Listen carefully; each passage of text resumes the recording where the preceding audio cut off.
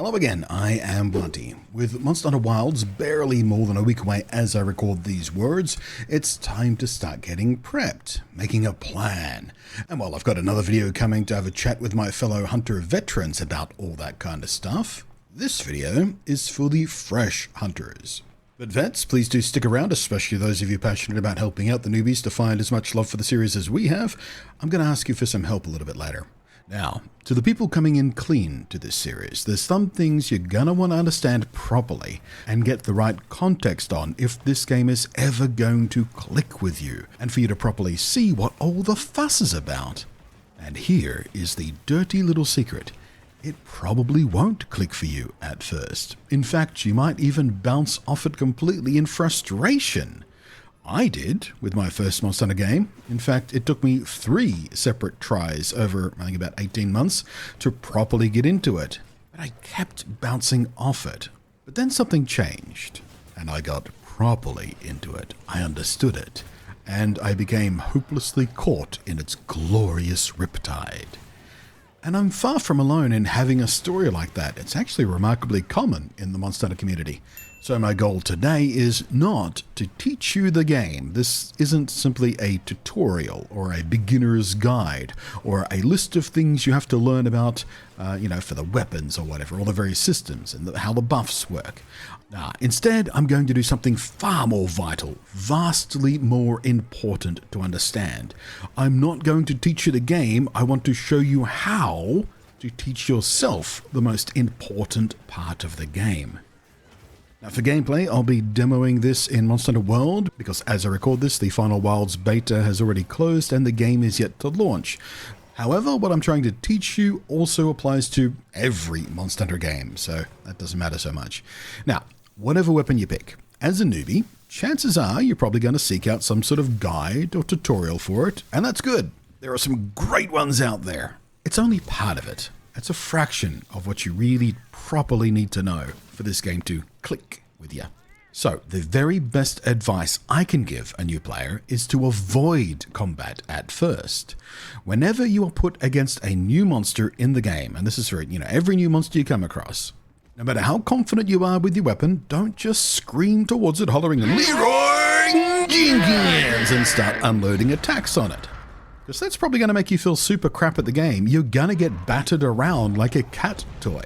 You'll be set on fire, you'll be drenched, you'll be poisoned, and you'll spend a large amount of time rolling across the floor, picking yourself up, healing your HP, and gobbling status recovery items. Because each monster in this game is unique, they present unique challenges in the fight. Some are very, very similar, but switch things up in interesting ways to catch you out.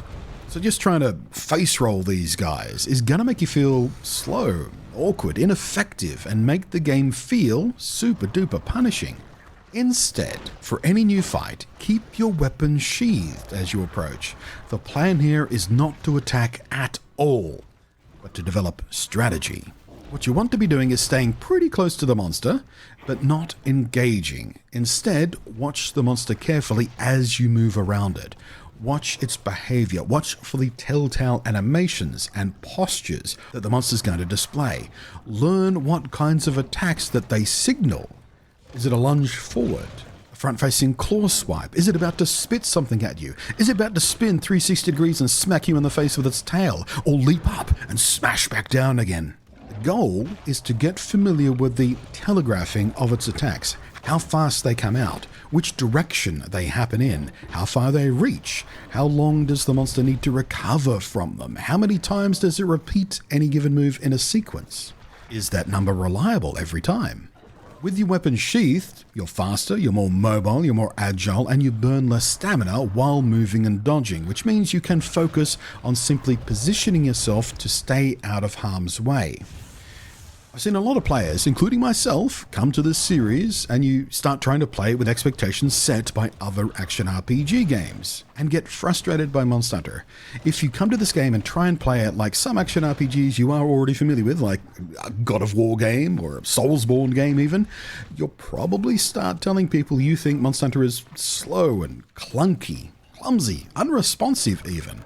A lot of weapons and combos and movement systems do have high commitments, they've got animation locks and extremely deliberate wind-ins. And at first it can feel that way, kind of clunky.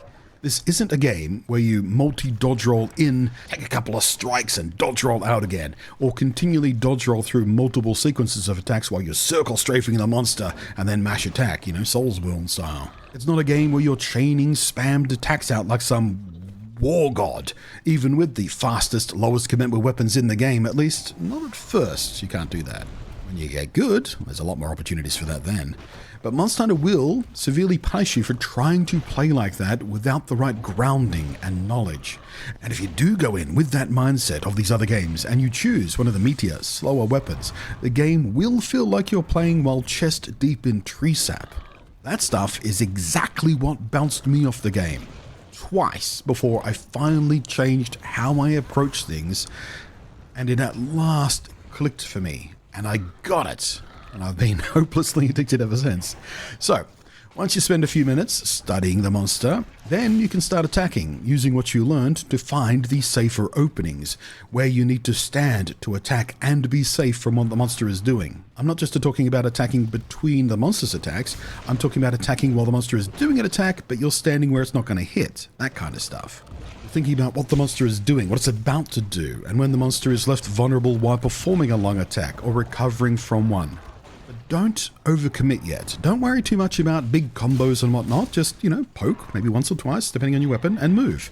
Shave away at the monster, slow and steady, with the goal of simply avoiding damage, not face tanking anything, not swallowing any unnecessary chip damage or status effects to claim any of your HP. And get into the habit of sheathing your weapon between these openings too. Most of the weapons in this game slow you down significantly when wielded and reduce or entirely change how your dodge works. And in most cases you are better off sheathing it while repositioning anything more than 1 or 2 dodge distances away. This is a rule you're going to learn to break as you get better. You'll know when and where you can start breaking this quote-unquote rule, especially with certain weapons, but for now, trust me on it, keep sheathing. The goal is simply to be consistent about recognizing and then positioning for openings. That's the true key to opening the door to the exquisite flow of combat that is available in Monster Hunter. It stops feeling clunky and mechanical and starts feeling fluid and joyful. Even the slow weapons start feeling remarkably smooth. And gradually, your monster knowledge will grow. It will become more instinctual. You'll learn where the big openings are for larger combo commitments and how to create openings for extra damage. You'll learn how to bait the monster into certain patterns and then exploit them. And you'll learn how to predict further ahead in the fight than just a move or two, so you can place yourself where you're going to need to be instead of merely reacting to what's about to happen. But it's not all purely mechanical. It's not just call and response. The monster's doing this, so I'm going to do this type of gameplay. The monsters can and will be hard to predict. They can switch up on you. They can outspeed you. And in multiplayer, the extra chaos of the monster switching targets between hunters can be extra challenging, and I find that especially fun too. I like that extra chaos. It really keeps you on your toes. But what I'm trying to teach you today is, as I said, not how to play, but how to teach yourself to play. There's 14 different weapons. Each of them have very unique identities. They all play entirely different, and most of them have movesets so flexible and broad you can have multiple playstyles with each, some distinctly different in approach. And learning the fights like I've been talking about will allow you to start to develop a fighting style with any given weapon that feels right for you, rather than sort of copycatting some supposedly ideal DPS combo rotation from some video you saw of some expert player. I mean, later on, if peak efficiency is your jam, if maximum DPS output is what you need and want from life, you can learn that stuff, but first you have to let the game sink its teeth in. Or you can be like me, and once you learn this stuff, you can start just dicking around, caring naught for efficiency or ideal DPS, and just have as much fun as possible. And of course, trying to predict when the monster is super duper close to death so you can do a full-on style points big move finisher, which I freaking love doing. A standard hunt in Monster Hunter gives you 50 minutes, 50 minutes. There's no bonus or special reward or extra monster parts or anything like that for beating a certain time. So you can feel completely free to take your time, study the monster without any negative consequence at all. It serves mentioning there are hunts in these games which do have reward timers on them. Those are special arena things. You don't need to worry about those while you're learning the game. That's for testing your skill later on. I only mention it now because if I don't, someone's going to go, well, actually, in the comments. But I promise you, learning the game this way, it'll not only make you a better hunter, it will let you in on the secret of why this game is so beloved. Now, veterans, if you stuck around for all of this, cheers! You people are clearly very invested in helping out newbies, and I respect that. Or possibly you were just waiting for me to say something you don't agree with, so you can, well, actually me in the comments. That's fine too. Either way, making it to the end here says to me that you're especially engaged with all this, so I'm inviting you to please share your best newbie teaching tips in the comments. Leave them there for the newbies to scroll through, or I'm already planning a couple other, newbie-friendly videos to help them out, so maybe you guys will mention something that I've forgotten to put into my notes already. So, thanks for watching. Watch out for the sleep. Get your bombs ready. Great sword has wake-up priority. I am Blunty. I will catch you next time. And thank you, as always, to the patrons.